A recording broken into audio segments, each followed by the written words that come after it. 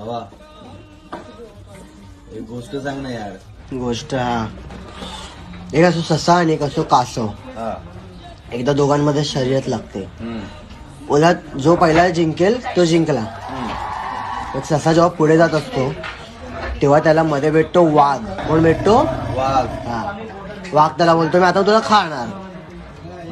तो म्हणतो थांब माझ्या मुलीकडे जातो जाडजूड होतो मग तू मला खा.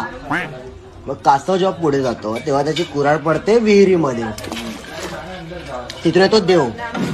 देव बोलतोय सोन्याची कुऱ्हाड तुझी आहे? तो म्हणतो नाही. ही चांदीची कुऱ्हाड तुझी आहे? तो म्हणतो नाही. मग तुझी कुऱ्हाड कोणती आहे? तो म्हणतो थांब माझ्या बाळाला आंघोळ घालतो.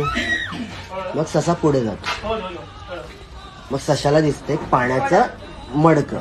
तो त्याच्यामध्ये दगड टाकतो मग पाणी वर वर वर वर येत जातं. मग कासवाला पुढे भेटते मांजर. मांजर बोलते घागर घागर जर मी खोटं बोलले तर घागर बुडेल. आणि घागर बुडते मित्रांनो. मग ससा बोलतो थांब माझ्या बाळाला आंघोळ घालतो. यातून आपल्याला बोध काय मिळतो मित्रांनो?